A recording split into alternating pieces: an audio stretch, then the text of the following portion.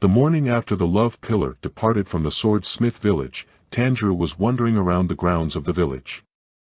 Talking to Nezuko in her box, he said out loud, I wonder what this weapon Kanroji talked about is. He was interested in getting stronger as fast as possible. Nezuko, from the box on Tanjirou's back. Ahem. She was supportive of her brother. Tanjirou continued wandering around the grounds and also wondering out loud. Is it a sword? Is it buried? It's like a treasure hunt. I'm so excited. The combination of soot from the blacksmiths and the minerals from the hot springs filled the air, tickling Tanjirou's nose. He rubbed his nose and he continued speaking. This is a nice place, but I still smell the hot spring from here. Sniffling again, he added. Maybe my nose isn't working well because I haven't fully recovered yet. I really want to find Haganezuka, but... Walking through the forest, his attention was grabbed by noise through the trees. Looking over, he saw something. He mumbled to himself. A kid, and one more person. Oh, that's a pillar. Shinobu mentioned him before. Oh yeah, the mist pillar, Tokito Muichi. The mist pillar was roughly speaking to a boy in a mask. Tanjiro couldn't decide if it was right for him to interfere or even listen in on the conversation. He decided it was okay for him to just walk a little closer since he was just exploring the grounds. As Tanjiro stepped closer to the mist pillar and the kid, Tanjiro could hear the kid yell. Go away! I'm not handing my key over no matter what. And I'm definitely ain't teaching you how to use it. Tanjiro was conflicted about what to do. He thought. What's happening? Are they arguing? What now? Eavesdropping is bad, but if they're fighting I have to intervene. Tanjiro was not able to make up his mind, but wanted to stay polite to everyone. He decided to leave without getting involved. But then as Tanjiro was about to turn and leave, he saw the mist pillar raise his hand and smack the kid, dropping him to the ground. It only took Tanjiro a split second to decide to intervene. Tanjiro yelled and ran towards the pillar. Hey, what are you doing? Let go of him. Tanjiro reached the pair and intervened. Between when Tanjiro started moving closer and reaching them, the mist pillar picked up the boy in the mask by the collar. Tanjiro gripped the pillar's arm, trying to break his grip. Without looking at Tanjiro, the mist pillar said quietly. Your voice is so annoying. Who are you? His voice was flat, and expression was blank, and he had dead fish eyes. Tanjiro kept squeezing the pillar's arm and yelled. What are you doing to a kid? Get your... Then he realized that the pillar wasn't reacting to the hold Tanjiro had on him, even though he is thinner and smaller. The mist pillar gave Tanjiro a side eye. You let go. And hit Tanjiro, dropping him to the ground. While still holding on to the kid with the other hand. Tanjiro was coughing on the ground from the hit he received. His brain was swimming and his stomach was turning. After a few seconds, he upheaved his last meal. The mist pillar fixed his sleeve and said. You are really weak. I have no idea how you got into the demon hunters. He was nonchalant and aloof. Then his attention was grabbed by Nezuko's box on Tanjiro's back. I sense something strange in that box. It feels like a demon. What's in there? Is that? He started reaching for the box. Tanjiro's rage exploded, and he swiped and hit his arm with all his force. In a low growl he said. Don't touch. At the same time, he slyly freed the kid. The mist pillar looked at the bruise he received from Tanjiro. It was unusual for him to receive any damage. And only after did he notice that the kid was gone. To himself, he thought. He took him? Tanjiro ignored the mist pillar and helped the kid on his feet, saying. Are you okay? The kid pushed Tanjiro's hand off him, and screamed. Get off me! Tanjiro let go and the kid staggered backwards. The kid wasn't expecting Tanjiro to comply. Tanjiro held his hands up and said. You don't look so good. Take care of yourself.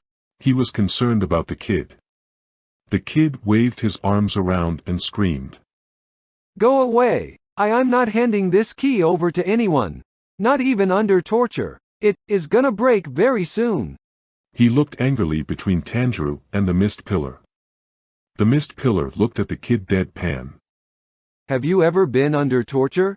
Not even adults can endure it, so it's impossible for you. His voice was emotionless and face was blank, terrifying both Tanjirou and the kid. It seems like you're just a dumb kid who doesn't know his place. And so what if it breaks? Just make another? You know, in all this time that you've been grumbling and mumbling, do you know how many people have died? This is what happens when you get in the way of a pillar. Unlike you people, a pillar's time is extremely important. You'd understand if you thought a little. Swordsmiths can't fight. They can't save lives. Making weapons is all they're good for. Stretching out his hand, and looking at the kid, with blank eyes, he said. Understand your place when you act. You're not a baby anymore, you know. Come on, Key. The kid in mask was shivering, even though the pillar didn't say anything threatening.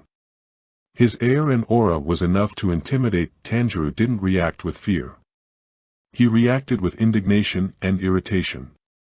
He slapped the pillar's hand outstretched as hard as he could.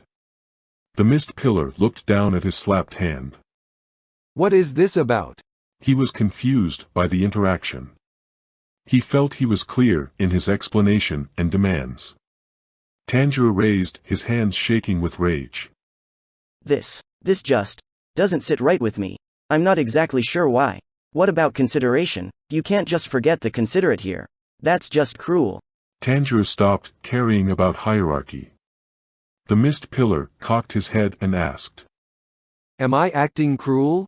He genuinely was contemplating the accusation.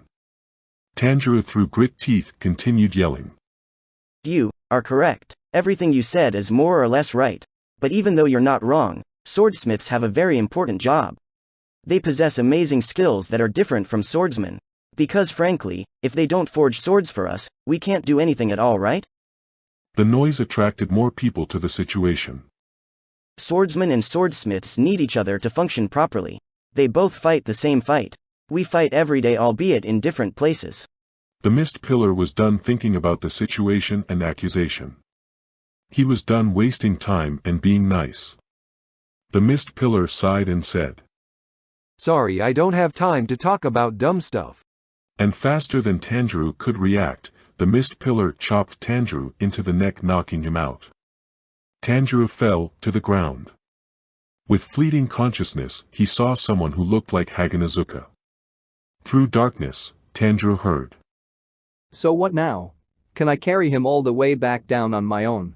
No, I'll carry him. He's gonna wake up very. Tanjirou groaned. His eyelids are shaking there, he's awake. Later. Tanjirou's eyes popped open and he bolted upright. He looked around, confused and angry. The kid in the mask jumped back and yelped. Oh, you okay? You shouldn't get up so fast. He was worried about Tanjirou's possible concussion.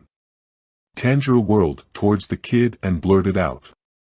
Was Haganazuka here? The kid in mask started sweating. Huh? Tanjirou repeated. Was he just here? He was eager to know if he was right or not. The kid in the mask said. No, he wasn't. And he started whistling. Tanjirou looked crestfallen.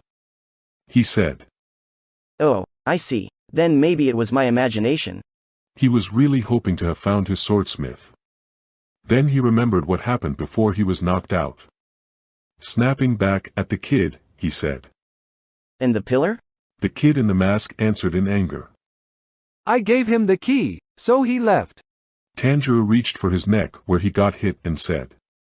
Oh, you gave it. I guess you had no choice there. Well, I don't really know the situation, so I guess it's not my place to grumble about it. The kid in the mask angrily and proudly responded. Oh, no, I was really happy. You stood up for a complete stranger like me. Bowing his head, he added. Thank you so much. Tanjirou waved a hand and said. No, I couldn't be of any use to you. So what kind of key was it? The kid in the mask proudly said. It was for a mechanical doll. Yes, my ancestors made it, and it has 108 different movements. Tanjirou was amazed by the image he was conjuring in his mind. Whoa, amazing. The kid in the mask added proudly. Its power surpasses that of humans, so it's used as a training dummy. Tanjirou looked regretful. Oh, I see he was going to train. The kid in the mask looked down and sadly responded. Yes, but it's slowly deteriorating and it might break soon. Then they were interrupted by massive amounts of noise coming throughout the woods. Whoa, what is that? The kid in the mask responded. The guy from before started. They both got up and ran through the forest towards the noise. The kid led the way and pointed, saying, Over there. Coming to an opening, the mist pillar was trading blows with a doll. That is the battle doll my ancestors made long ago. The boy had pride in his voice. The training doll stopped moving for a split second and Tanjirou was shocked to see a doll with a half-broken face, wearing Hanafuda earrings.